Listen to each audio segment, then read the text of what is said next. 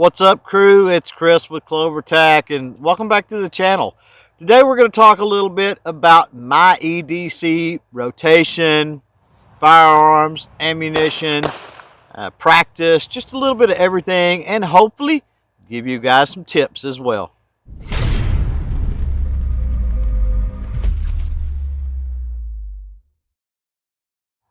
Before we get started, remember we are out on the range, sitting in the shade, and we got to deal with the birds, bugs, wind, sweat, loud neighbors, traffic noise, and all that jazz.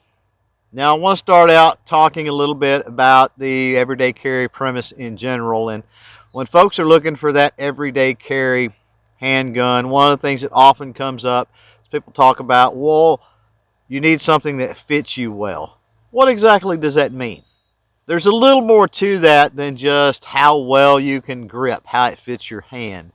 What I mean by that is you want to choose a handgun and a caliber that you, not only does it feel good in your hand, but that points well, that points naturally for you. When you bring that gun up and you present, everything points good with your line of sight.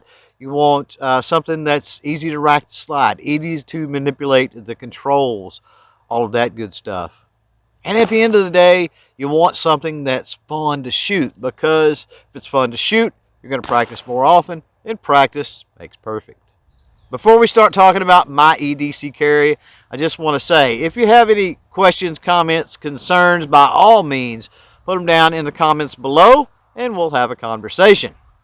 So as far as caliber, my main and secondary firearms are going to be 380 ACP. And the argument that I hear against 380 ACP a lot is, number one, the price of the ammo. Number two, that it's just not enough knockdown power. But for me, I've done the testing. I'm proficient with that caliber. I can handle it well.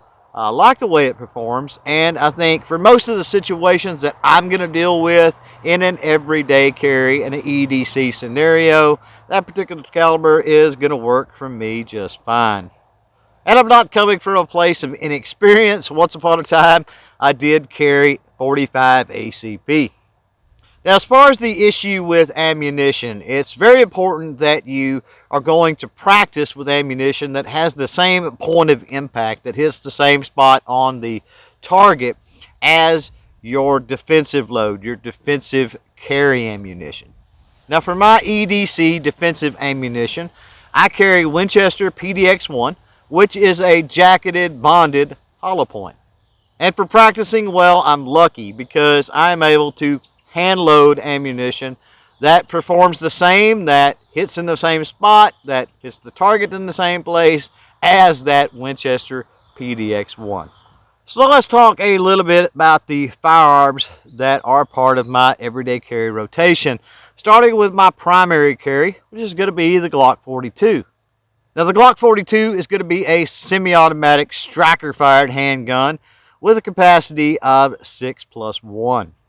And 6+1 may sound a little low to folks out there, and it does me too. That's why I have added some Strike Industries magazine extensions. These add 2 more rounds to the magazine, giving me 8+1 capacity. The grip on a lot of pocket pistols out there, simply too thin for my personal taste, and this Hogue Grip Edition is just what the doctor ordered.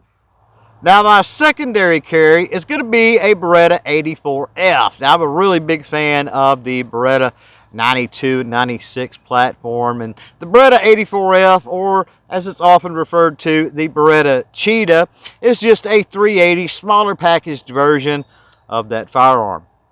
But unlike the Glock, the Beretta 84F is an all-metal, hammer-fired, single-action, double-action, semi-automatic pistol. Now, when I first started trying to add the Beretta 84F to my EDC rotation, ran into a little bit of an issue. The stock grips were kind of slick, and I didn't like the way that was. They also didn't feel as good in the hands as what I thought they should. And that little Beretta 84F is a little bit snappy as well. And so with those grips being kind of smooth like they were, they lended itself to less recoil management is the best way I think I can describe it. And so my fix for that was actually pretty simple. I knew I probably needed a set of grips that had a lot more texture. Went out, found a set of G10 grips from Lock Grips that had this aggressive style texture. Also, in blue, they look really, really good as well. But the biggest thing is that added texture really got rid of the feeling that I really didn't have a good grip on that 84F. So I mentioned before how having an EDC that you enjoy shooting can add to your practice regimen, and that's what I want to talk about next is some of the different tactics and different things that I do when I go out on the range to practice with my EDC firearms. Now first let me say that taking your EDC firearm to the range and shooting at a static target while you're standing still is fine, especially if you're a beginner, because you've got to kind of build that confidence up. You've got to build your proficiency up as far as accuracy and sight alignment and all of those things before you can move forward. So I like to use a 1/4 silhouette target from Outdoor Products Plus, and I go with the 1/4 because it's smaller than a normal silhouette. So I'm putting rounds on that. Then there's no doubt that I could put rounds on a full-size silhouette. I also like to even mix that up a little bit and post multiple targets downrange, sometimes even including a few steel targets, just to give me those multiple points of aim and to work on potential transitions if I was dealing with a multi-threat situation. Now, once you're comfortable with the manipulation of your firearm, you're proficient when it comes to the handling and the accuracy and the sight alignment, you're probably going to want to start to incorporate a little movement, because if you're looking at a situation where somebody is pointing a firearm at you, you want to make it to where they're the ones having to deal with a moving target. And one of the first things I like to practice is actually going to the ground, actually going to a knee. And I like this for a couple of different reasons. First of all is that going to a knee, you're employing that movement, right? So if somebody has to drop on you, they're going to have to potentially shift. That gives you time to drop to a knee, draw, present, and take that shot. The second reason is when you drop, you're at a lower position, so you're typically going to be aiming higher. And that mitigates the chance maybe with a missed shot, maybe with over penetration, but it mitigates the chance of any type of collateral damage. There's another maneuver that I like to practice, and that is a side step. Stepping to the left or to the right at the same time that I draw, and then once I'm done with that step, I'm presenting, I'm on target, and I can take the shot.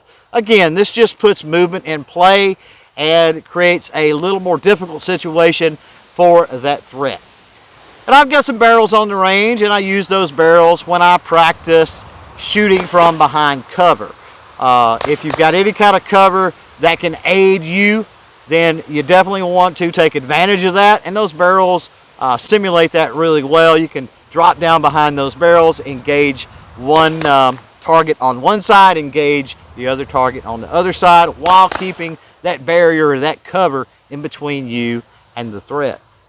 And finally, I like to practice shooting in the setting position, or at least starting out in a setting position. Because what if you're in a situation like a restaurant and you're sitting down? You want to practice either getting down low or getting that firearm out from the table, however you feel most comfortable and proficient doing that, and then obviously followed up with engaging those targets. So there you go, crew. There's a few tips, tricks, training methods, whatever, along with some suggestions and explanation of my daily carry rotation, ammunition, etc. Again, if you got any comments, questions, concern, or even if you want to share some of your everyday carry thoughts, by all means, remember to hit me up in the comments below. Thanks for hanging out. Thanks for watching. And until next time, don't forget to chain fire freedom.